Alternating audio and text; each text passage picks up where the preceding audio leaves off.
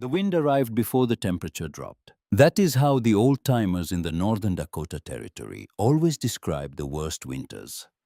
Not by how cold the air became, but by how the wind moved first low and deliberate across the open grassland, pressing itself against every wall, every gap, every seam of every structure, standing between the plains and the horizon. It came without negotiation. It came without the courtesy of a gradual descent. 1 hour the air was still, the sky holding its breath above a landscape so flat that a man standing on a fence post could see the curve of the earth. And the next hour the wind was there, had always been there, would always be there. A presence so total that the silence before it felt like a lie the prairie had told just to see who would believe it. It was January of 1886. The settlement of Tillman Creek sat low against the frozen earth, roughly 60 miles northwest of Bismarck, a loose collection of homestead claims, straddling a creek bed that had not carried moving water since late October. 14 families had retreated deep into their cabins by nightfall. Fires burned in every hearth. Wood stacked beside every door was disappearing cord by cord as the hours passed.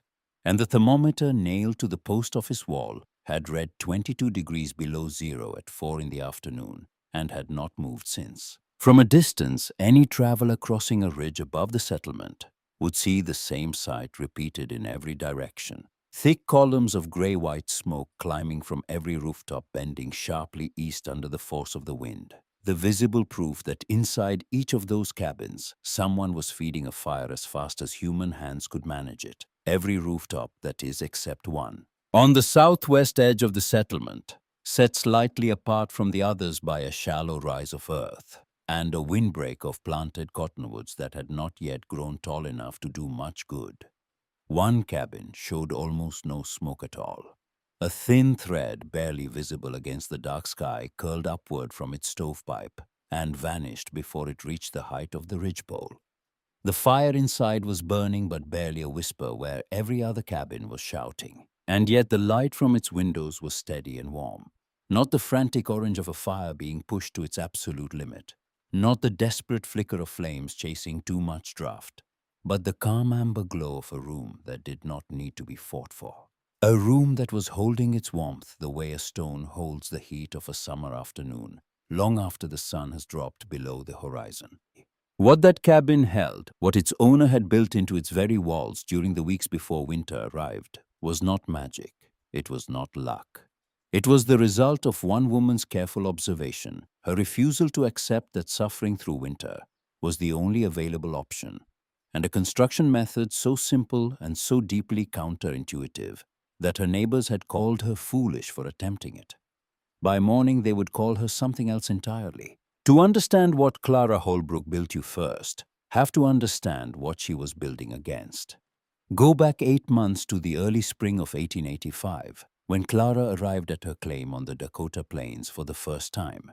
She was 34 years old, a widow from eastern Wisconsin, whose husband, Thomas Holbrook, had died of a fever 2 winters prior, leaving her with a 160-acre homestead claim filed under the Homestead Act, a small amount of savings that would not last through a second year if she was not careful, and a working knowledge of wood and joinery she had learned from her father. Her father had been a cooper in Easton for 30 years. He built barrels. That fact would matter more than anyone, including Clara herself, might have guessed at the time, because a cooper does not simply shape wood. A cooper understands wood the way a sailor understands water, not as a static material, but as a living thing that moves, that breathes, that swells when wet and shrinks when dry, that splits along its grain and resists across it, that holds liquid on one side, while the other side stays bone dry if the staves are cut right and the hoops are set true. Clara had grown up with her hands on white oak and hickory, feeling for the direction of the grain, learning to read the surface of a board the way other children learn to read letters on a page. She knew when wood was seasoned and when it was green. She knew how moisture traveled through a plank and where it would collect. She knew that wood was never truly still, even when it looked solid and permanent and fixed. Wood was always doing something. You just had to pay attention to find out what. She brought that knowledge west with her, along with very little else. A wagon, A horse named Dutch, who was 12 years old and patient in the way that only a horse who has survived a Wisconsin winter can be patient. A trunk of tools that had belonged to her father, planes and draw knives, and a brace and bit that still turned true. $300 in a leather wallet sewn into the lining of her coat, because banks in the Dakota Territory were not yet the kind of institutions a widow traveling alone could afford to trust. And one more thing, invisible but as real as any of the tools in her father's trunk, a complete and settled absence of illusions about what lay ahead. Clara Holbrook was not a romantic about the frontier. She was not running from grief. She was not chasing the poetic emptiness of the American West that newspaper writers in Chicago and New York like to describe from the comfortable distance of their editorial offices. She had a legal claim to a piece of land. She had 5 years under federal law to prove up that claim by establishing residence and making improvements, or she would lose it. She had enough money to survive if she was precise, and not enough to survive if she was careless. That was the arithmetic. She was going to do the arithmetic and nothing else. The Dakota Territory in the mid-1880s was not a gentle place to begin again. The landscape itself seemed designed to test intention. Flat, vast, and unforgiving in a way that is difficult to appreciate without standing in the middle of it. A person could walk for an hour in any direction and arrive at a place that looked exactly like the place they had left, the same grass, the same sky, the same wind pushing at their back, as though the prairie itself was trying to nudge them somewhere else, anywhere else. The nearest tree line capable of providing building-grade timber was more than 12 miles to the northeast along the river breaks, where cottonwood and elm grew thick in the shelter of the bluffs. Everything else, the open plain stretching in every direction, offered grass, sky, and wind. Plenty of wind. The kind of wind that did not merely blow but inhabited a place, that wrapped itself around structures and worked at them the way water works at stone, patient, relentless, never in a hurry, because it knew it had all winter, and the next winter, and the winter after that. The settlers who arrived before Clara had already worked out a rough survival calculus for this landscape. A standard single-room log cabin, if you could source the logs and haul them the 12 miles from the river breaks, without losing a wheel in the autumn mud, measured roughly 16 by 20 feet. It required somewhere between 8 and 12 full cords of firewood to survive the winter months from November through March, depending on the severity of the season and how many cracks the wind found in the chinking before Christmas. One cord of firewood measures 4 feet high by 4 feet wide by 8 feet long, roughly 128 cubic feet, and weighs between 2,000 and 3,000 pounds, when dry depending on the species. Cottonwood runs lighter, elm runs heavier. Both burned faster than the hardwoods Clara had known in Wisconsin, the oak and maple and hickory that her father had fed into his workshop stove in measured, deliberate pieces that would glow for hours. Dakota wood burned hot and brief, like a conversation with someone who has somewhere else to be. Hauling that volume of wood across open plains with a single horse and wagon in autumn mud that could swallow a wheel up to the axle was not a minor logistical challenge. It was the central challenge of frontier life in that region, the task around which every other task orbited from September through November. Local accounts from the period described families spending the entire month of October doing almost nothing else but moving and stacking firewood. Every trip a 12-mile round journey to the river breaks, and back the wagon groaning under green timber that would need weeks to season before it could burn properly. The horse straining against a trail that was not really a trail at all, but a series of ruts that previous wagons had carved into the earth, and that rain and snow and frost had been trying to erase ever since. And even after all that work, after all those trips, after every man and woman and child old enough to lift a split log had spent a month doing nothing but dragging wood across the plain, they would still run short. Oral histories collected from descendants of Tillman Creek settlers in the early 20th century describe winters where families burned furniture by February, stripped interior wall boards by March, and in the worst seasons burned the roof boards themselves. Lying awake listening to the wind howl through the gaps where the shingles had been, while they fed the last of their shelter into the fire that was supposed to make their shelter unnecessary. A family named Marsh, who had settled 2 claims north of where Clara would build, reportedly spent the final 3 weeks of March 1884 sleeping in a cabin with no interior walls and half a roof huddled around a stove. They fed with anything they could pry loose from the structure itself. They survived. Their cabin did not. They rebuilt it that spring, and by the following October they were hauling wood again, feeding the same cycle that had nearly killed them, because nobody had shown them a different cycle existed. The standard frontier cabin of the 1880s Dakota Plains was not merely uncomfortable in winter. It was, by any reasonable measure, a structural failure at the single most important task it was supposed to perform. The walls were the problem. Settlers understood this in a vague, frustrated way. The cold came through the walls. The wind found every crack. But few thought systematically about what was actually happening at the level of materials and physics, because the language for that kind of thinking had not yet arrived in a place where survival left very little room for abstraction. Heat moves. It always moves from where there is more of it to where there is less. This is not a theory or an opinion.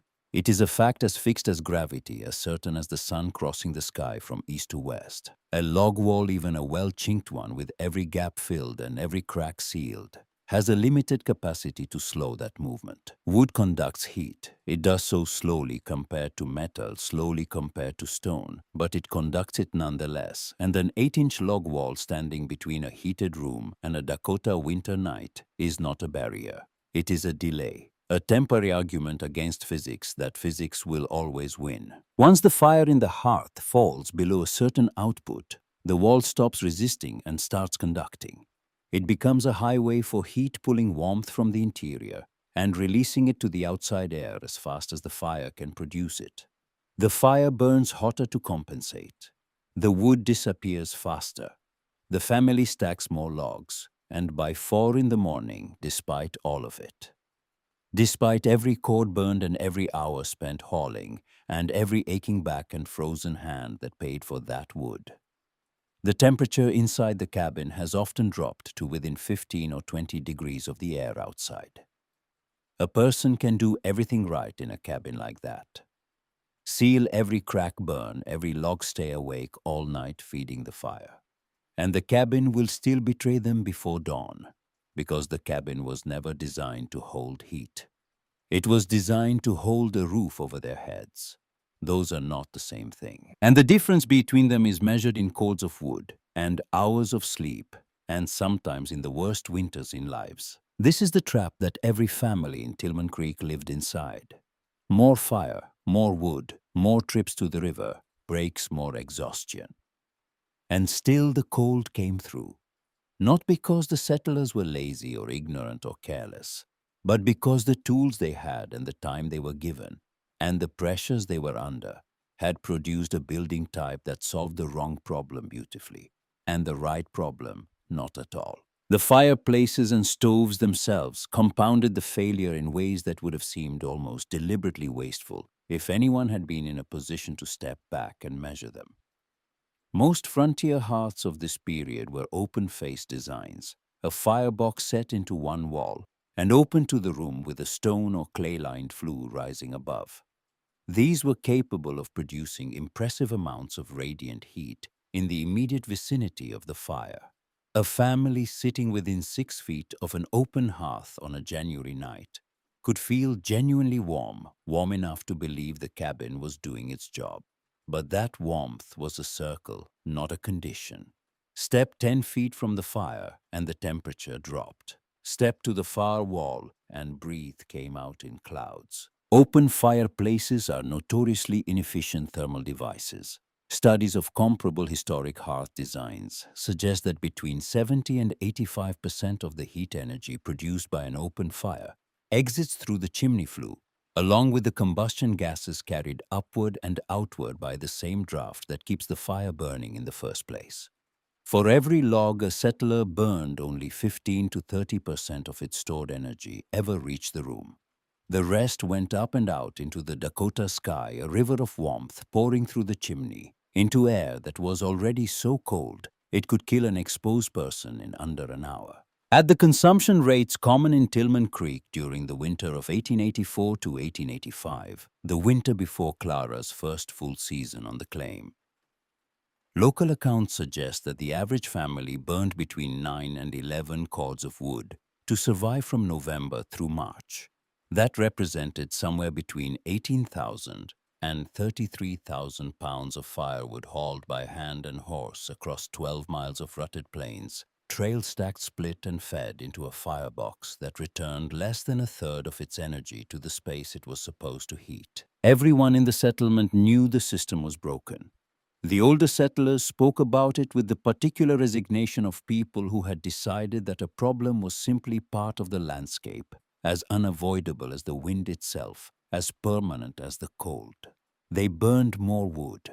They slept closer to the fire. They wore their coats indoors, and they told their children that this was what winter meant.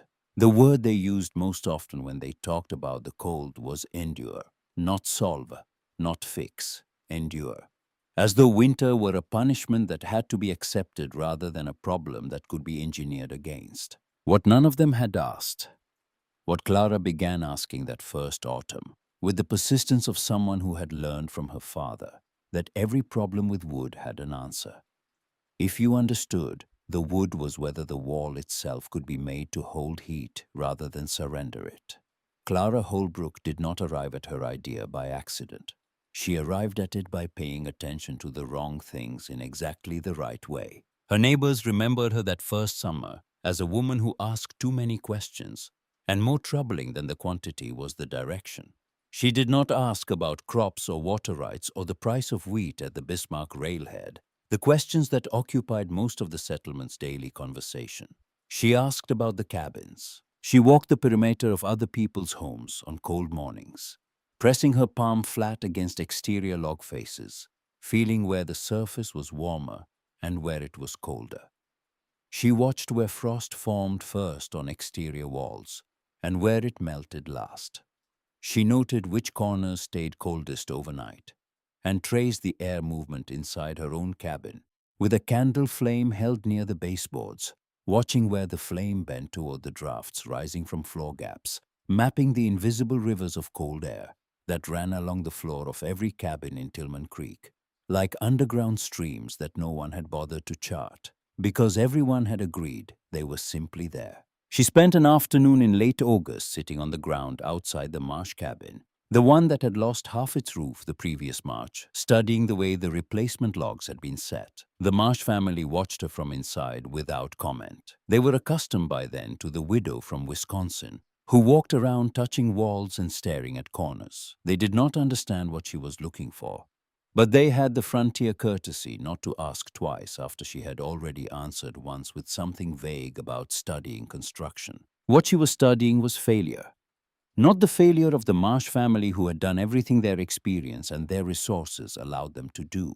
The failure of the building itself. She was reading the cabin the way her father had taught her to read a barrel, looking for the place where the design stopped working. The stave that leaked, the hoop that slipped, the joint where moisture crept in and began its slow, destructive work.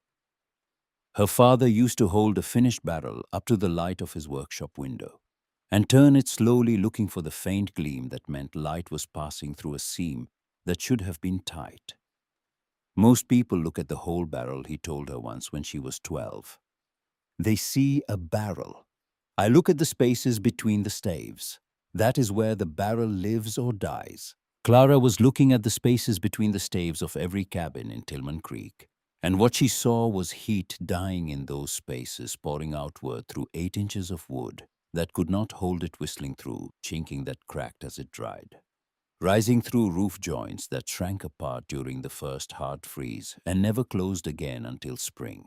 Her nearest neighbor, Henry Dahl, a farmer from Minnesota whose family had been settled in the upper Midwest for 2 generations later, recalled in a letter preserved in a family collection that he found Clara one October morning, standing inside her half-finished cabin wall cavity, pressing her ear against the log face as though listening to it. The image was strange enough that Henry remembered it precisely the way a person remembers a small thing that does not make sense at the time, but takes on meaning later. She had her eyes closed. Her palm was flat against the wood. Her head was tilted at the angle of someone straining to hear a sound just below the threshold of hearing. When he asked what she was doing, she told him she was trying to understand what the wall did with heat overnight. Henry walked away thinking she had spent too many months alone on the claim. But Clara was observing something real.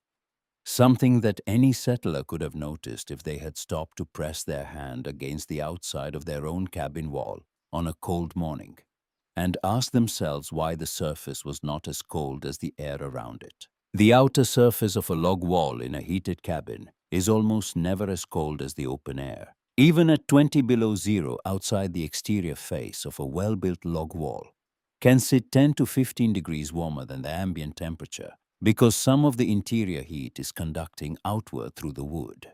The log is losing heat, that is the problem, but it is also briefly storing it. Wood has a modest but real thermal mass. It absorbs heat slowly and releases it slowly.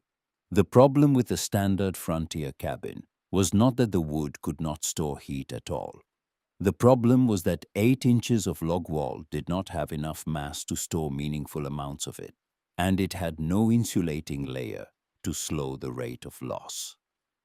The wood was doing two jobs at once, trying to be both the container and the insulation, and it was failing at both because it was not enough material to succeed at either. Clara understood this in the way a cooper's daughter understands it, not through equations or formulas, but through the feel of it, through the experience of pressing her hand against wood, and knowing from the warmth under her palm that energy was moving, was always moving, and that the question was never whether you could stop it, but whether you could slow it down enough to matter. What if you could add mass to the wall, significant mass, without rebuilding the cabin from scratch? What if you could fill the space between the log face and the interior lining with something dense enough to absorb heat during the hours when the fire burned hot, and release it slowly during the long cold hours after the fire died down to coals? Not a barrier that tried to stop the movement of heat entirely, because nothing stops it entirely, but a reservoir that captured it on the way out and held it long enough for the family inside to sleep through the night without waking to feed the fire. The material she arrived at was the one thing the Dakota Plains offered in essentially unlimited supply, not sod, which was heavy and wet and would rot inside a wall cavity before Christmas, not stone, which was scarce on the open plain and required equipment she did not have, not grass, which was light and would compress to nothing within weeks and would burn at the first spark. Firewood itself. The idea crystallized for her sometime in late September of 1885.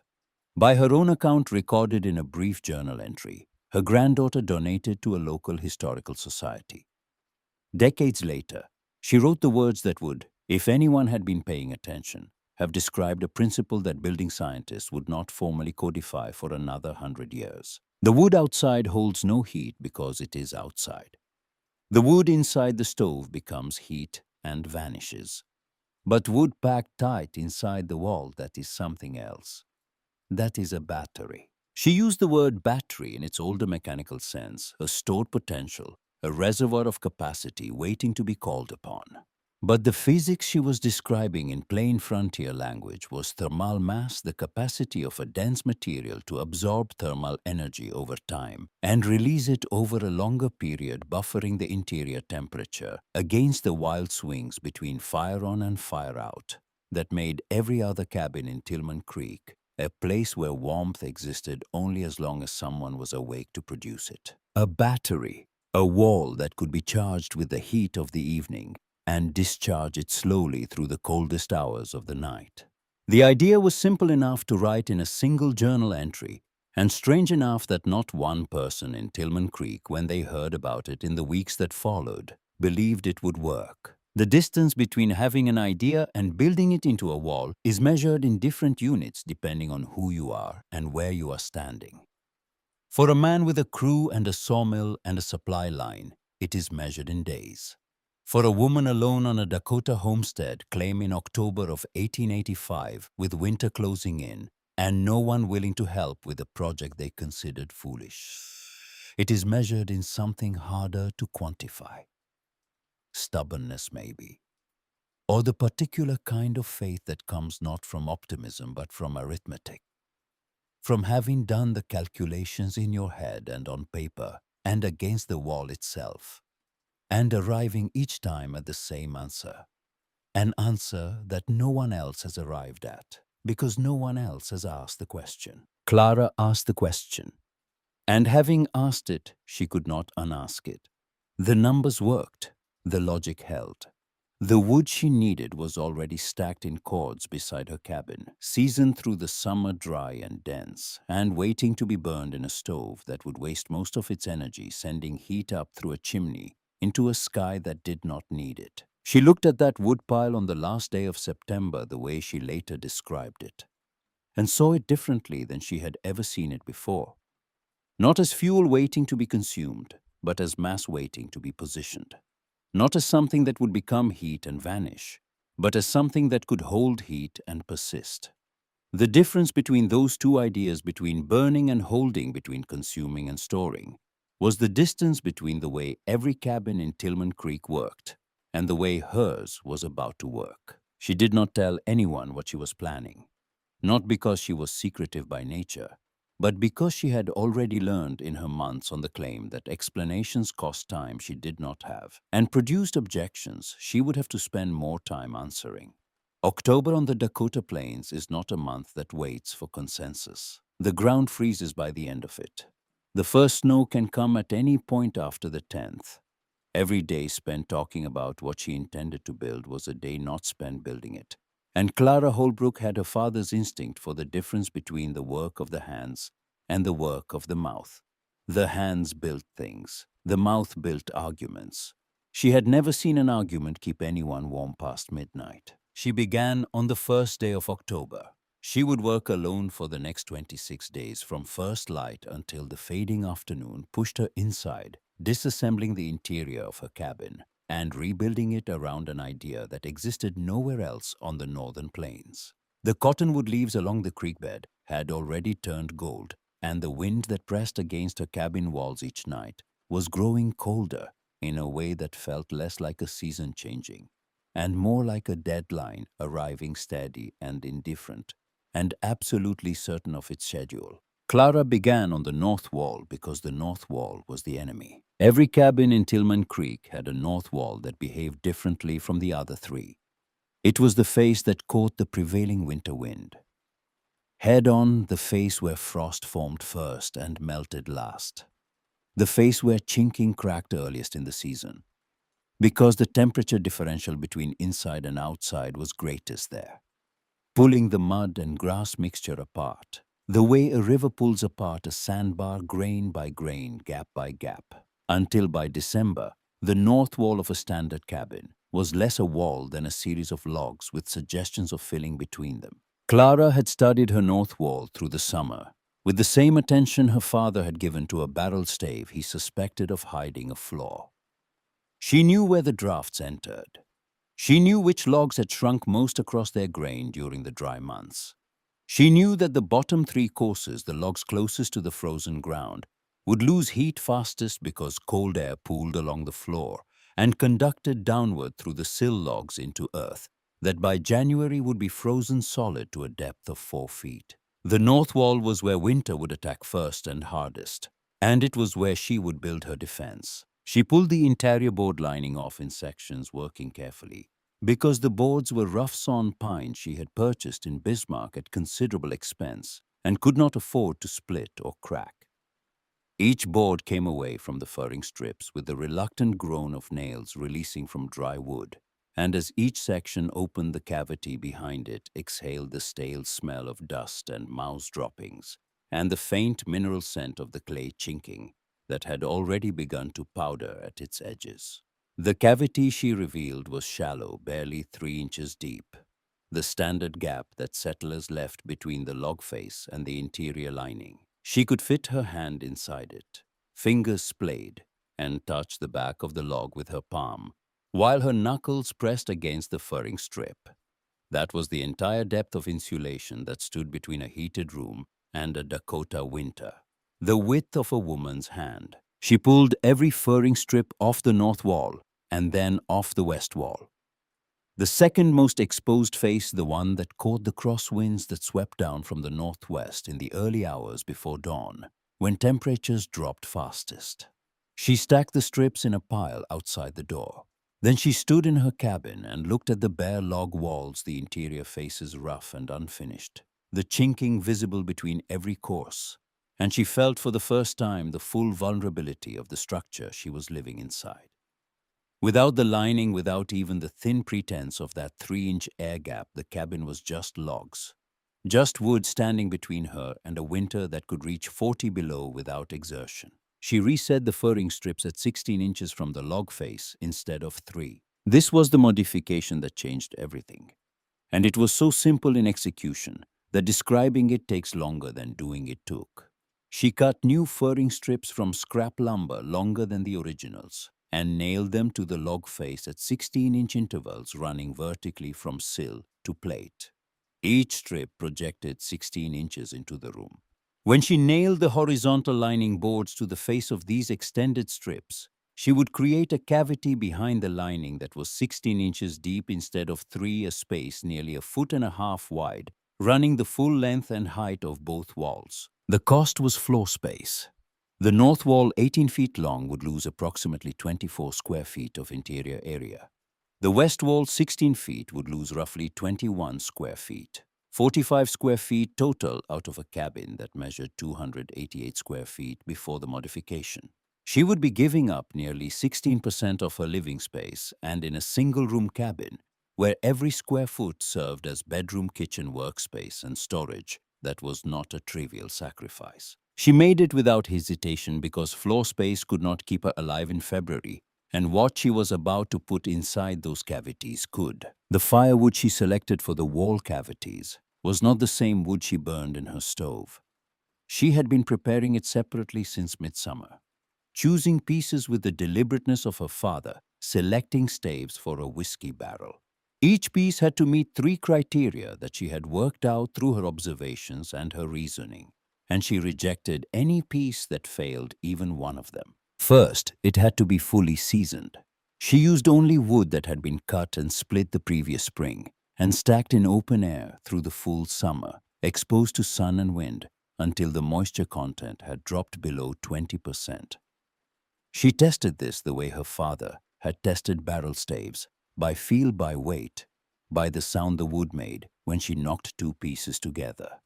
Green wood thudded, dry wood rang. She wanted wood that rang. Second, it had to be split, not round. Round logs leave circular gaps when stacked gaps that fill with air and create convection channels. Split faces nest against each other with far less void space. She wanted density. She wanted mass.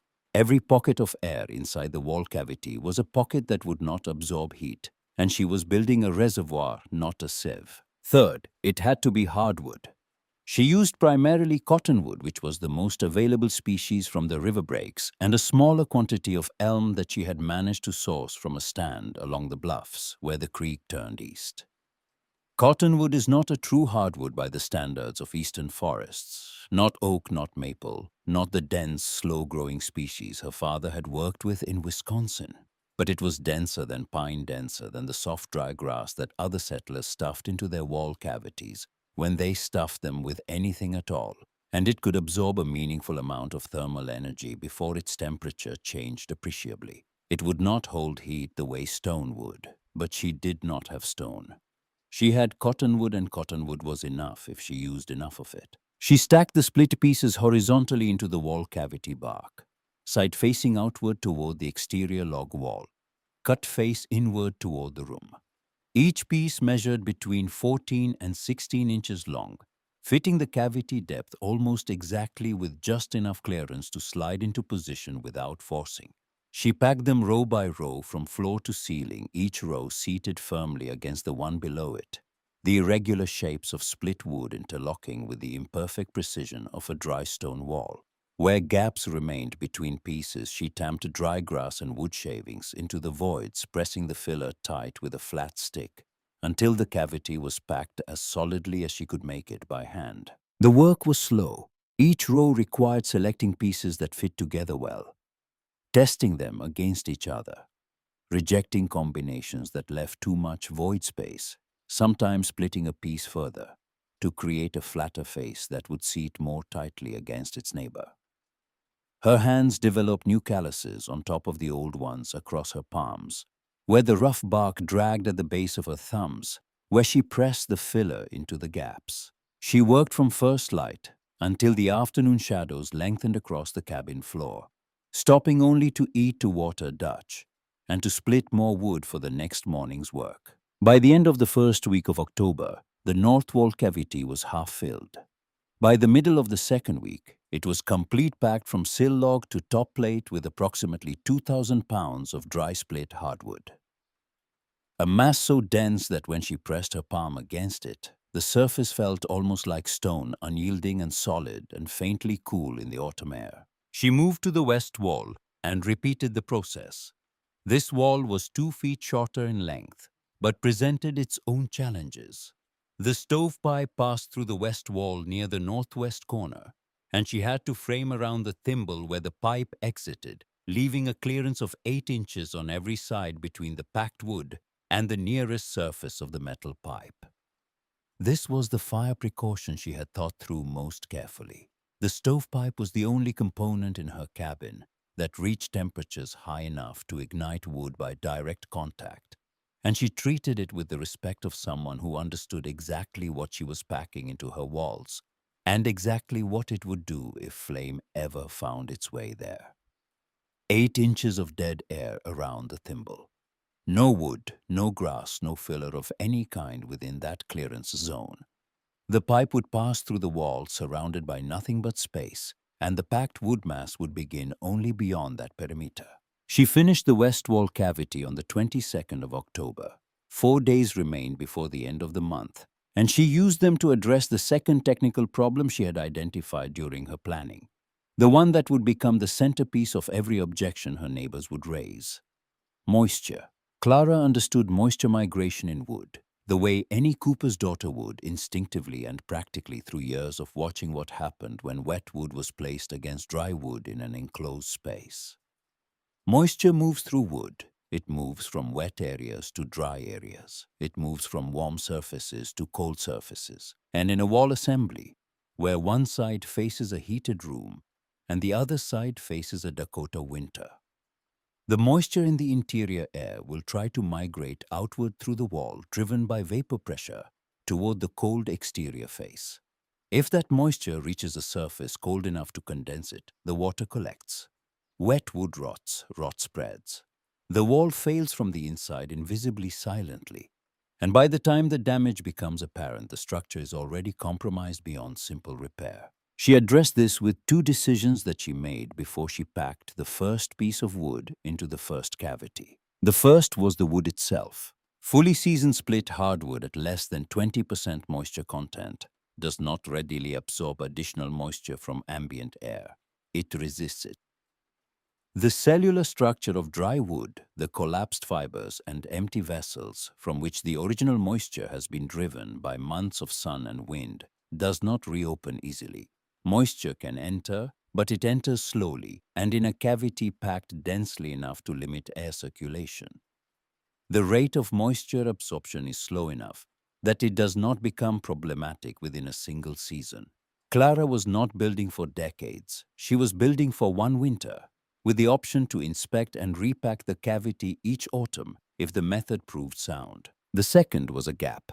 She left 2 inches of open space between the packed wood mass and the interior board lining. Not a sealed pocket, but a continuous vertical channel running the full height of the wall on the warm side of the assembly, the side facing the heated room. Warm air from the room would enter this channel, at the bottom absorb any moisture vapor, migrating outward from the room through the board lining, and rise naturally to the top of the wall, carrying the moisture with it, and venting through small gaps she left unsealed at the top plate, where the wall met the ceiling. The moisture would escape into the attic space and dissipate through the roof, never accumulating inside the wall cavity, never reaching the packed wood mass, never beginning the cycle of condensation and rot that would have destroyed the assembly within 2 seasons. She finished the interior board lining on the 25th of October, and sealed every seam between the boards with a mixture of clay and grass fiber she had prepared through the summer, working the mixture into the joints with a flat knife until the surface was as tight as she could make it. When she stepped back and looked at the finished interior, the cabin appeared completely normal. The walls looked like walls. The floor space was noticeably reduced, the room feeling narrower in a way that would take a few days to adjust to. But the surfaces were clean and tight and showed no evidence of what lay behind them. What was invisible was the approximately 4,000 pounds of tightly packed dry hardwood now embedded in the two most exposed faces of her home, waiting. Word travels through a small settlement, the way smoke travels through a cabin with bad chinking, finding every gap, filling every space impossible to contain once it starts moving. Henry Dahl had noticed Clara hauling split wood into her cabin, rather than stacking it beside her door, and he had mentioned it to his wife Ruth over supper one evening in the second week of October. Ruth had mentioned it to the family at the adjacent claim the following morning. By the end of that week, the information had passed through every household in Tillman Creek, acquiring in each retelling the particular distortion that unusual ideas undergo in tight-knit communities, where entertainment is scarce and winter is approaching, and people are looking for something to talk about that is not the price of wheat or the condition of the trail. The version of Clara's project that circulated through the settlement by late October bore only a passing resemblance to what she had actually built. The story as it traveled described her packing her walls floor to ceiling with raw green timber unseasoned and dripping with sap, and then sealing the whole thing shut with a layer of clay so thick that the walls bulged inward. The green timber detail was pure invention, contributed by someone along the chain of retelling, who assumed that no one would waste seasoned firewood on an experiment when it could be burned in a stove instead. The bulging clay was embellishment, the kind of vivid physical detail that attaches itself to stories in communities where people are predisposed to see a project as foolish and need the visual evidence to match their expectation. The reaction was swift, and by the account of several neighbors recorded in regional oral history collections from the early 20th century, it was genuinely alarmed. This was not simple mockery, not the easy laughter that frontier communities directed at minor eccentricities. Some of the concern came from people who had real construction experience, and their objections were technically coherent, which made them far more difficult to dismiss than ridicule would have been. Silas Redmond walked over to Clara's claim on a cold afternoon in the last week of October. He was a man whose opinion mattered in Tillman Creek, not because he was loud or forceful, but because he had been building frontier structures across the Dakota Territory for nearly 15 years by that point. And in that time, he had earned the authority that comes only from having done a thing long enough to have seen every way it can go wrong. He was 51 years old. He had built his own cabin and helped build 7 others in the settlement. He had watched walls fail, roofs collapse, foundations shift in the frost heave, and chimneys crack from thermal stress. He did not offer his opinions freely, and when he did offer them, people listened because his opinions were purchased with experience, and experience on the Dakota frontier was expensive. He stood inside Clara's modified cabin for a long time. He pressed his hand against the new interior lining, feeling for flex, for give, for the faint vibration that might indicate the boards were carrying more weight than they were designed to support. He tapped the surface with his knuckle, listening to the dead sound that dense-packed wood produces when struck through a board, a sound nothing like the hollow resonance of an empty cavity. He ran his fingers along the sealed seams where Clara had worked the clay mixture into the joints. He said nothing while he did these things, and Clara stood near her stove and watched him, and said nothing either, because she understood that this was not a social call, and that Silas Redmond was reading her walls the way she had spent the summer reading everyone else's. When he finished, he stepped back to the center of the small room and delivered his verdict in the measured, regretful tone of a man who does not enjoy being the bearer of bad news, but considers it a responsibility he cannot ethically avoid. The wood would rot. That was his first and primary concern. packed tight against the log exterior wall with no ventilation, sealed inside a closed cavity. The moisture that naturally migrated through a log structure during winter would have nowhere to go. The vapor pressure differential between the warm interior and the frozen exterior would drive moisture inward through the outer logs into the packed wood mass, where it would condense against the cold surfaces and saturate the firewood within 2 or 3 seasons. Rotted wood insulates poorly. Worse, rotted wood in an enclosed wall cavity breeds decay that spreads silently through the structure until the wall fails entirely, and by then the damage is beyond repair. His voice carried the weight of a man who had watched this exact process destroy cabins built by men who thought they knew what they were doing. He was not guessing, he was remembering. His second concern was fire.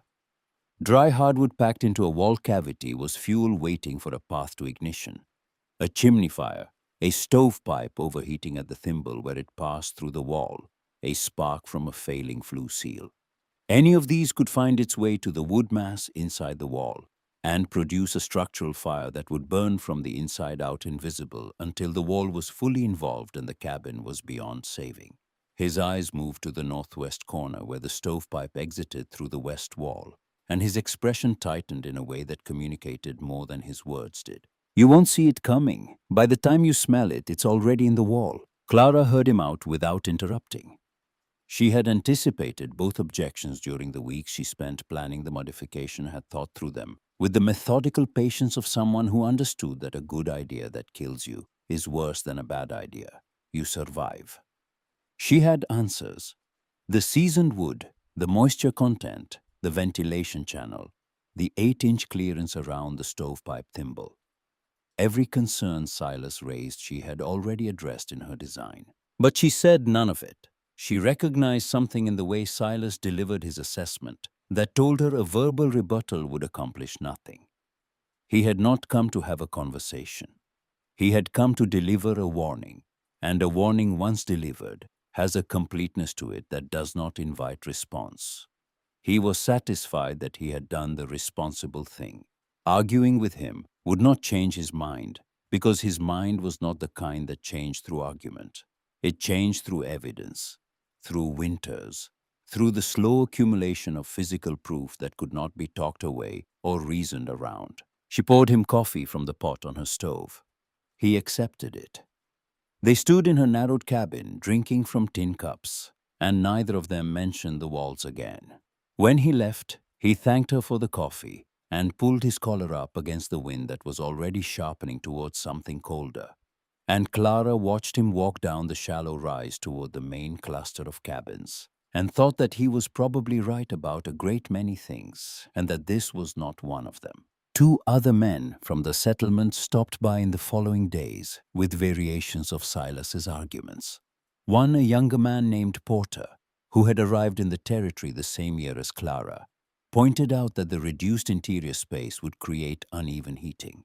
The corners farthest from the stove would stay cold regardless of what she had packed into the walls, he reasoned, because the room was now too narrow for the stove's radiant heat to distribute evenly.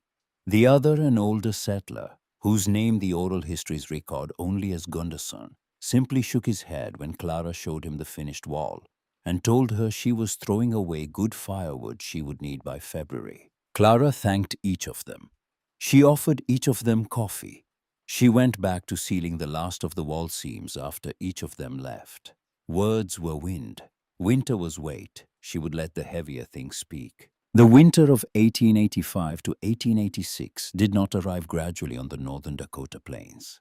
It arrived the way the worst winters always do in that region, without sufficient warning, and with the particular cruelty of a season that seems to understand exactly how much preparation its victims have made and calibrates its severity to exceed it. The first serious cold came the 3rd week of November, a full week earlier than the previous year, and noticeably harder, the kind of cold that announces itself not through the thermometer, but through the sounds the landscape makes.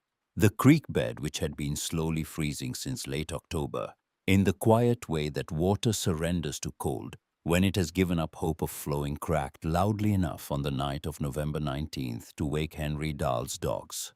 The ground, which had been merely firm for weeks, became something closer to iron. A shovel blade bounced off it. A fence post driven with a maul required twice the effort it had taken in October. The earth itself was locking shut for the winter, sealing its surface against everything above it.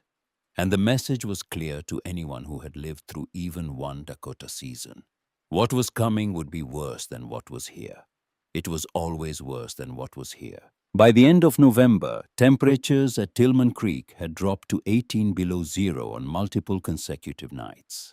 By the second week of December, the thermometer outside the post office was reading 28 below before midnight, and the wind was driving snow horizontally across the plain, in conditions that made the walk between neighboring claims a genuine gamble with frostbite and disorientation. A person could step out their door and lose sight of the nearest cabin within 30 yards if the snow was moving fast enough. And on the worst nights, the snow was always moving fast enough. Livestock that had survived previous winters did not survive this one. Cattle froze standing up in pens that had provided adequate shelter in milder years. Root cellars that had kept potatoes and turnips through 3 previous seasons failed to hold temperature, and families opened their stores in December to find vegetables frozen solid, their cellular structure destroyed, usable for nothing but cattle feed, if there were any cattle left alive to feed. Firewood supplies began to fail. The calculations that every family had made in October, based on the consumption rates of the 3 previous winters, proved insufficient for a season that was exceeding all precedent. Silas Redmond's cabin, a well-built structure with die chinking and a reasonably efficient box stove, was consuming between 1 and 1.5 cords of wood per week by mid-December. At that rate, his 10-cord supply would carry him to late February at best, leaving March, the month the old-timers called the starving month, the month when cold persists but firewood does not, dangerously uncovered. The pattern held across the settlement. Families were burning between 0.8 of a cord and 1 and 4/10 cords per week, depending on cabin size and stove efficiency. Interior overnight temperatures dropped to somewhere between 38 and 48 degrees in the hours before dawn. Cold enough to see breath indoors. Cold enough that children slept in their coats under every blanket the family owned, and still woke shivering.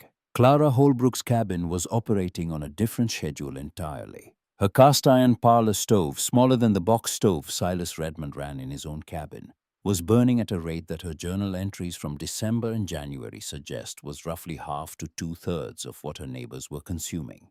She loaded it in the early evening, fed it steadily through the hours before midnight, and let it drop to cold sometime around 2 in the morning. In every other cabin in Tillman Creek, that was the moment when the night turned dangerous, when the temperature began its steep slide toward the 30s, and someone had to drag themselves out of bed to keep the fire alive. In Clara's cabin, 2 in the morning was not a crisis. It was a transition. The stove dropped to coals and the active heat source faded, and the room should have begun its plunge toward the temperature of the outside air. But Clara's walls were not surrendering their heat the way every other wall in the settlement did. They had been absorbing warmth all evening, 4,000 pounds of dry, dense wood soaking up energy degree by slow degree through the board lining. And now, with the fire dying, they began to give it back. Not quickly, not in a burst.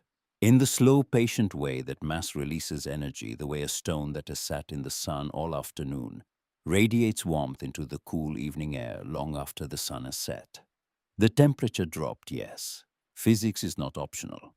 But it dropped along a gentle slope instead of a cliff.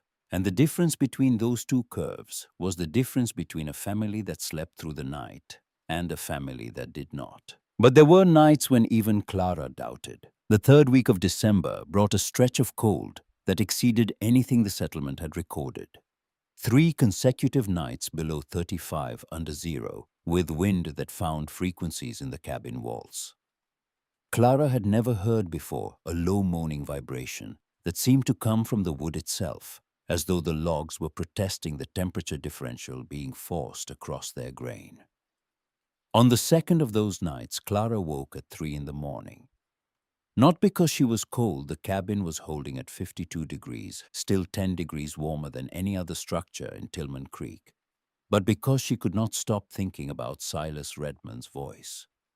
"You won't see it coming." She lay in the dark listening to the wind and wondering whether somewhere inside those walls, in a gap she had missed, or a seam that had shifted moisture was collecting silently against wood that would be gray and soft by spring. She did not get up to check. There was nothing to check in the dark and nothing she could do about it at 3 in the morning in 35 below. But she lay awake for an hour thinking about it. And that hour was the only time during the entire winter when the distance between her confidence in the arithmetic and her fear of being wrong felt truly narrow. By morning, the cabin was at 54 degrees.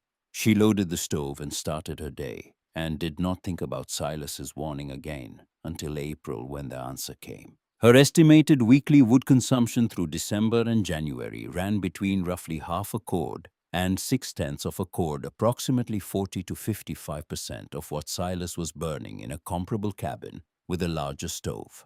She was running her fire for 6 to 8 hours and getting 14 to 16 hours of useful heat from each burn cycle. The wall was doing exactly what her journal had predicted.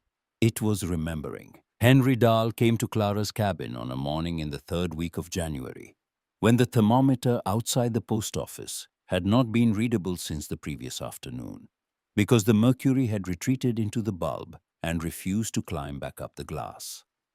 The best estimate anyone could offer was somewhere below 30 degrees under zero, a temperature arrived at not by measurement, but by consensus among men who had lived through enough Dakota winters to calibrate cold against the behavior of metal and leather and spit. Below 30 negative, a leather harness strap left outside overnight will snap like a dry twig when bent. Below 30 negative, spit freezes before it reaches the ground if you are standing in wind.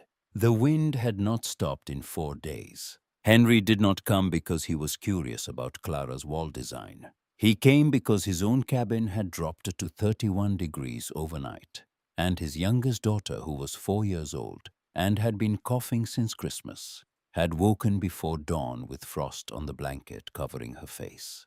The frost had formed from her own breath, condensing and freezing on the wool within inches of her mouth, and the sight of it had done something to Henry that all the cold and all the hardship of the previous weeks had not managed to do. It had frightened him, not the distant, manageable fear of a man who knows the winter will be hard, but believes he can outlast it. The immediate physical fear of a father who is looking at evidence that the air inside his home is no longer meaningfully different from the air outside it. He crossed the distance between his cabin and Clara's in the gray light, before full sunrise, walking with his shoulders hunched and his face wrapped in a scarf that had frozen stiff against his mouth. The snow crunched under his boots with the high-pitched squeal that snow only makes below 20 negative, and the wind cut through his coat at every seam as though the fabric were not there. He reached Clara's door and knocked, and when she opened it, the warmth that came through the doorway hit him with a force that made him step back involuntarily, not because it was unpleasant, but because it was so jarringly different from the air he had been breathing for the past 5 minutes, that his body responded to the contrast before his mind could process it. She gestured him inside. He entered and stood on the packed earth floor near the door, and for a long moment he did not speak. He was taking inventory of the room with the eyes of a man who was comparing everything he saw against the interior of his own cabin and finding differences he could not immediately explain. The stove was small, smaller than his own, a simple cast-iron parlor model with a flat top and a single door. It was burning, but not aggressively. The coals inside glowed through the draft vents with a steady amber light that suggested a moderate fire, not the roaring full-load burn that every other stove in Tillman Creek was running at maximum capacity. The air in the room was warm enough that Clara was working in a cotton blouse with her sleeves pushed above her elbows. No coat, no shawl. Her hands, when she poured him coffee from a pot on the stovetop, were bare and did not tremble. He estimated the temperature at something above 60 degrees, possibly 65. In a cabin with a stove half the size of his burning, at what appeared to be half the rate on a morning when his own home had dropped to 31. Henry wrapped both hands around the tin cup and held it without drinking.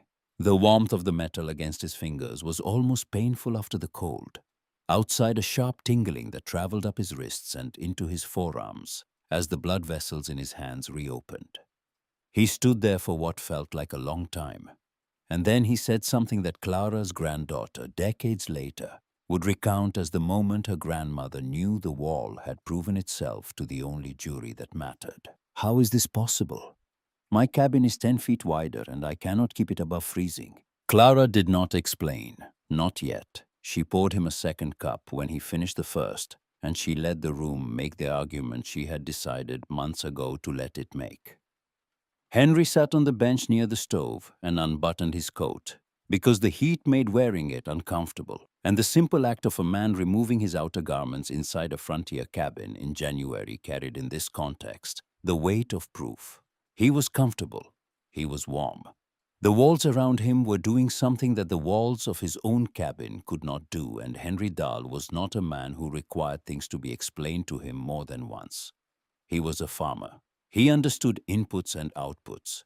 He understood that if two systems produced different results from similar resources, the difference lay in the design, not in luck. He asked to see the wall. Clara pulled back a section of the interior lining she had designed to be removable for exactly this purpose, lifting the boards away from the furring strips to reveal the packed wood mass behind them. Henry leaned forward and looked. He reached out and touched the face of the packed firewood, pressing his fingers against the cut surface of a cottonwood split that had been sitting in that cavity since October. He held his hand there for several seconds. The wood was dry, not damp, not discolored. The ventilation channel she had built on the warm side of the assembly was doing what she had designed it to do, carrying moisture upward and out before it could settle and condense. Henry replaced the lining boards carefully. He finished his coffee. He buttoned his coat, and before he left, standing in the doorway with the cold already reaching in past him, he looked at Clara and asked her a question that contained in its phrasing the quiet admission that he had been wrong about her for the better part of a year. "Will you show me how to build this into my north wall before next winter?" It was not a question that required an answer. They both knew what she would say. February came to Tillman Creek without mercy, and without any sign that it was aware of the calendar or cared that the people enduring it had already been cold for 3 months and were running out of the resources to stay warm. The temperatures did not moderate. The wind did not relent. The snow continued to build against every vertical surface until some cabins were buried to the window sills on their north and west faces, and the doors had to be shoveled clear every morning before anyone could step outside.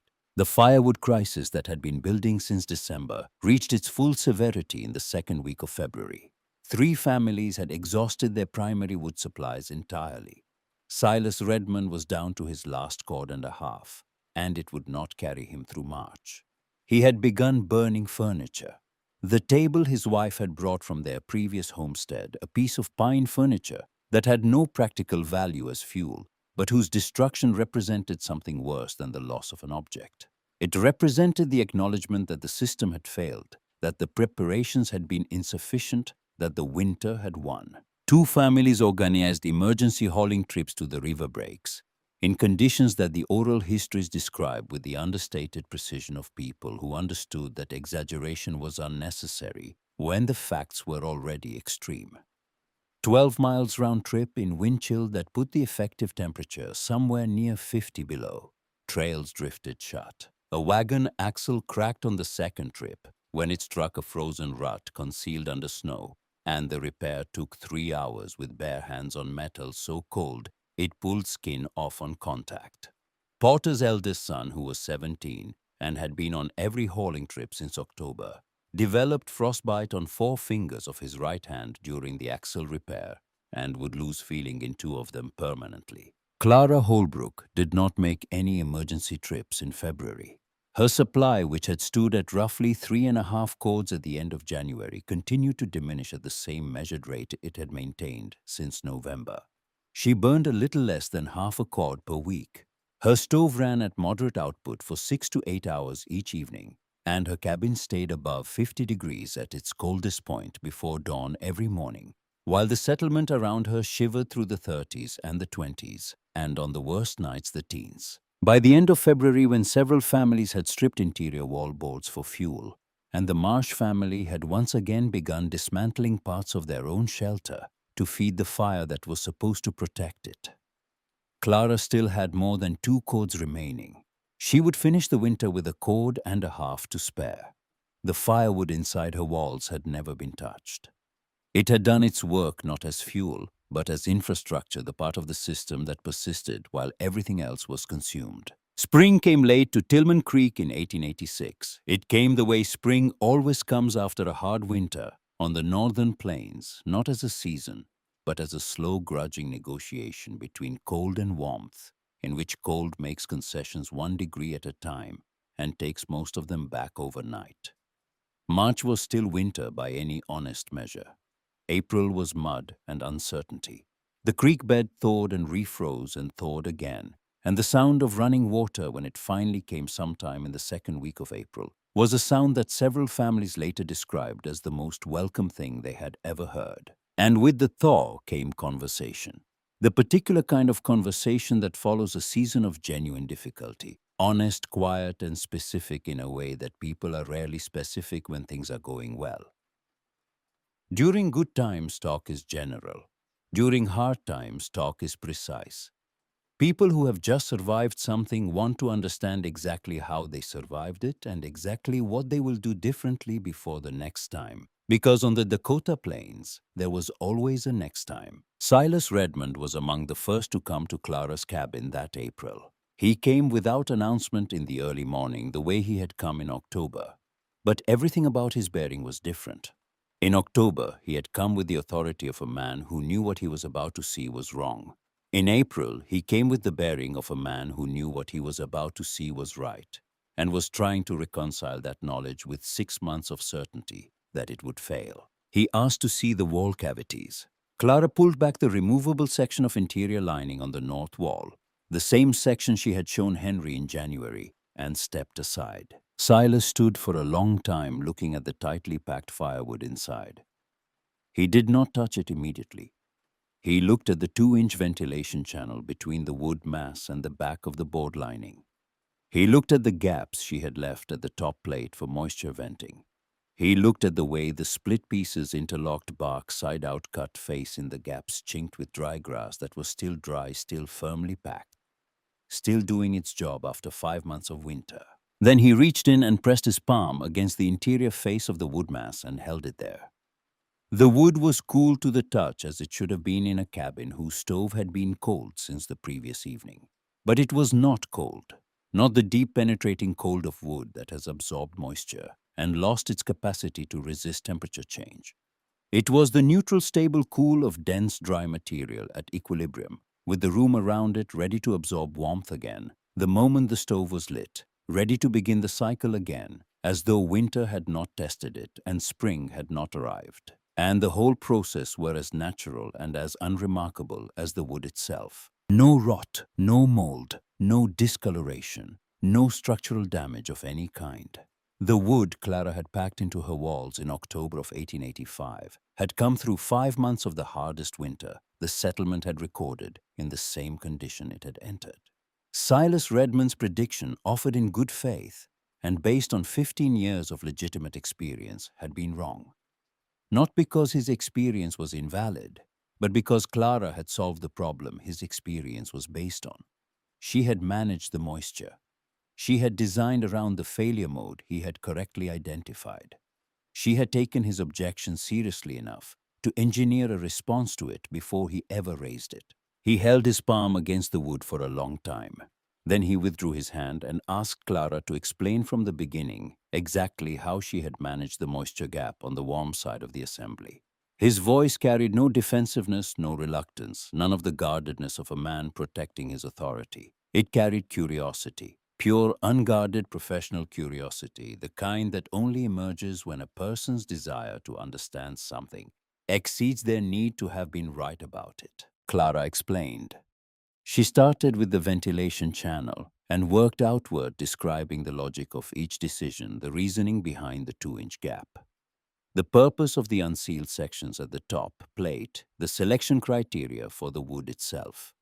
The way seasoned hardwood resists moisture absorption. The way her father had taught her to read wood by weight and by sound. She spoke clearly and without rushing the way a person speaks when they have been waiting months for someone to ask the right questions and are determined to answer them completely. Silas asked 2 or 3 technical questions. They were precise questions. The kind of questions a builder asks when he is not looking for reasons to disagree, but is genuinely trying to understand a system he has never encountered before and wants to be able to replicate. How deep was the channel at its narrowest point? How had she sealed the bottom of the cavity against ground moisture, wicking upward through the sill logs? Had she noticed any differential in performance between the north wall, which faced the prevailing wind, and the west wall, which caught the cross drafts? Clara answered each one. The channel was consistent at 2 inches maintained by the offset of the furring strips. She had laid a strip of bark along the top of the sill log before packing the first row of firewood, creating a moisture break between the ground contact timber and the dry packed mass above it. The north wall performed slightly better than the west in terms of heat retention, which she attributed to its greater length and therefore greater mass. Though the west wall's performance was still dramatically superior to any unmodified wall in the settlement. Silas nodded slowly when she finished. He looked at the packed wood one more time. Then he turned to face her and told her in the paraphrase that has survived through 4 generations of Tillman Creek descendants that he had built walls for 15 years, and he had never seen a wall that worked the way hers did, and that if she was willing to show him the full construction sequence, he intended to modify his own cabin before the following October. It was enough. Over the following summer, 3 families in the settlement modified their own cabin walls, using variations of Clara's method. Henry Dahl was first rebuilding the north and west walls of his cabin, with a 14-inch packed wood cavity following her basic approach, but substituting a portion of the wood mass with flat field stone he gathered from the creek bed during the weeks after the spring thaw. Stone holds more energy per cubic foot than wood before its temperature rises, though it is significantly heavier and harder to source in quantity on the open plains. His modification, by his own account in a letter to his brother in Minnesota that summer, reduced his wood consumption the following winter by what he estimated as 1/3 compared to his previous practice. His youngest daughter's cough did not return. The Kessler family, who had arrived late in the 1885 season and had not yet finished their cabin interior, when winter drove them indoors, built the modified wall assembly from scratch rather than retrofitting it. A considerably easier process that allowed them to set the cavity depth and the ventilation channel as part of the original construction, rather than tearing out existing work and rebuilding it. Their version used a 12-inch cavity packed with split cottonwood and chinked with dry grass and clay, with the ventilated channel on the interior face that Clara had pioneered. Their first full winter in the modified cabin was, by their account, the warmest either of them had experienced in any frontier structure. The Kessler children slept through the night without waking. Their stove burned at a rate that left them by March with nearly a quarter of their original wood supply untouched. A third family modified a single wall, the north face only using a shallower cavity and a mix of wood and dried sod. Their results were less dramatic, but still measurable, a reduction in overnight temperature drop that they described as noticeable, and a wood savings they estimated at roughly 1/5. Silas Redmond modified both his north and west walls that August, working with a precision and care that reflected both his 15 years of construction experience and his complete conversion to the method he had once predicted would fail. His cavity depth was 16 inches, the same as Clara's. His wood selection was, if anything, more rigorous than hers. His ventilation channel was exactly 2 inches maintained, with a consistency that bordered on obsessive.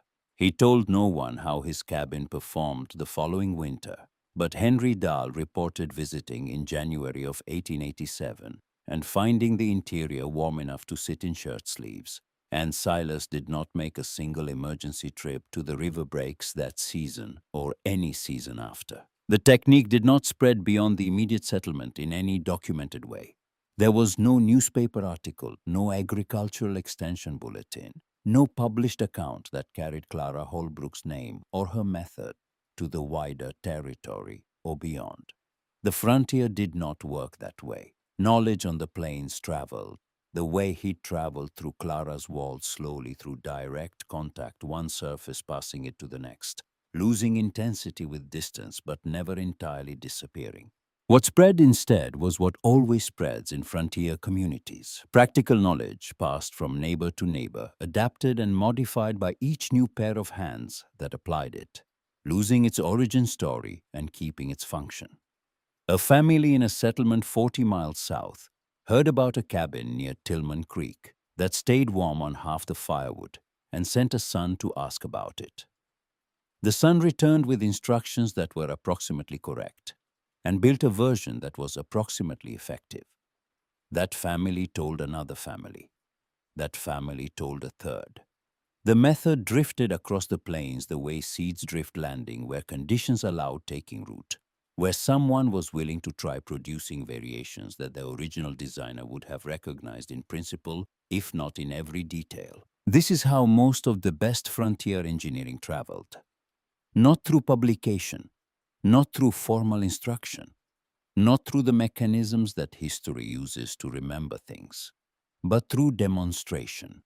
One cabin standing warmer than its neighbors through one hard winter, and a community of observant, practical people who understood how to learn from what they could see with their own eyes. The cabin at Tillman Creek stood for another 19 years after that first winter, through seasons that were milder and seasons that were worse, through the transition from territory to statehood, through the slow transformation of the northern plains from frontier to farmland. Clara proved up her claim within the 5-year window required by federal law. She raised a garden that sustained her through the growing months, and a reputation that sustained her through the rest. She was known in the settlement and in the wider county as the woman who understood walls, and she was consulted on construction projects for years afterward by people who did not always understand the principles she explained, but trusted her results. In the spring of 1897, 12 years after she had built the first packed wood cavity, a young carpenter from a settlement near the Missouri Breaks rode 2 days to Tillman Creek to ask Clara to inspect a wall assembly he had built based on a description passed to him third hand.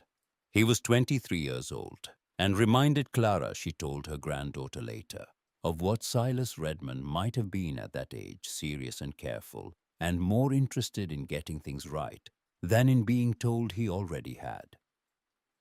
She walked him through the principles the same way she had walked Silas through them that April morning 11 years before starting with the ventilation channel, working outward, explaining not just the how but the why.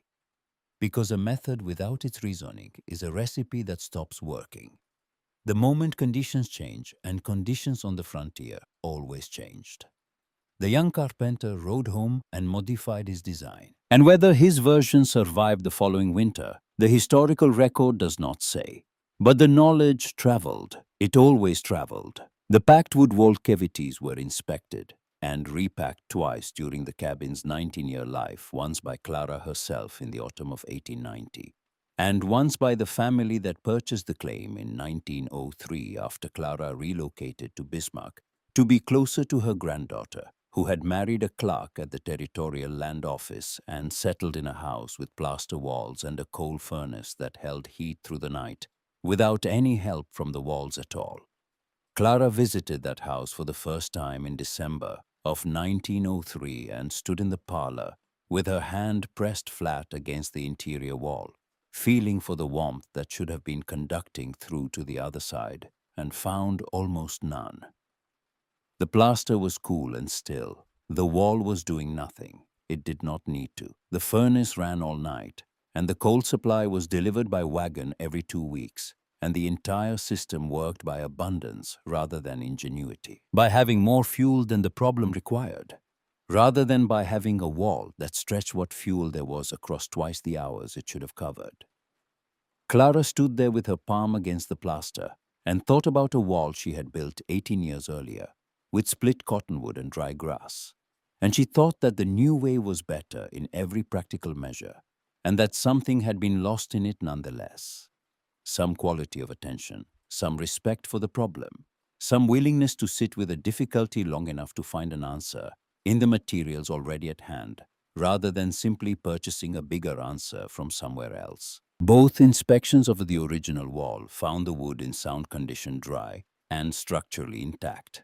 The ventilation channel clear, the moisture management system functioning as designed.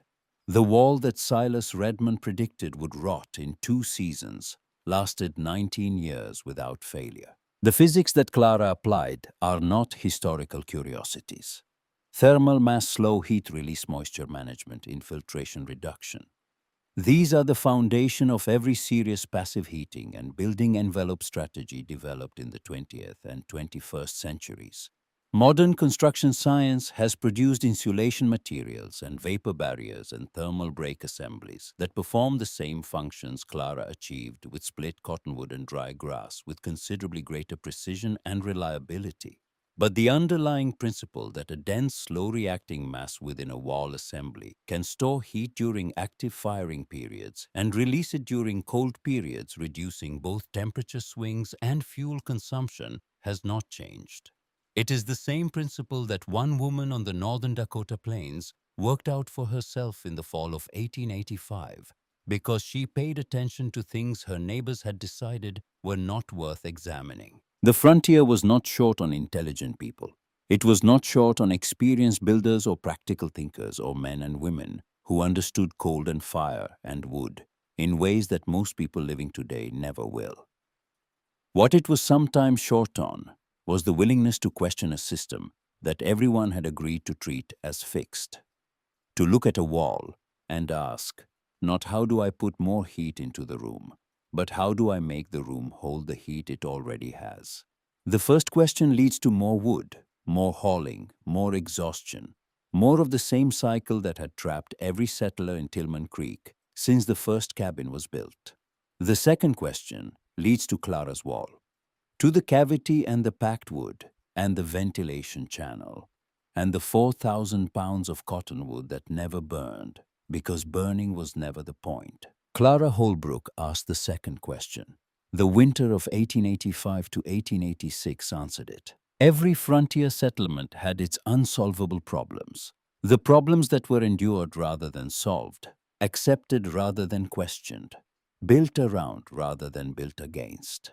Most of those problems stayed unsolvable because the framing never changed, because the question stayed the same year after year and produced the same answer year after year. And nobody thought to ask a different question because the original question felt so obvious that alternatives seemed like foolishness. How do we stay warm? Burn more wood. The question and the answer locked together like two hands gripping each other, each one preventing the other from letting go. And the families inside that grip exhausting themselves season after season. Clara let go. She asked something else. And in a cabin on the southwest edge of a settlement that no modern map remembers, she built their answer into her walls and let the winter prove it, because she understood something about proof that her neighbors had not yet learned. The strongest argument is not the one you make with your voice. It is the one that is still standing in the morning when every other argument has gone cold. The frontier had a great many good ideas that the world forgot.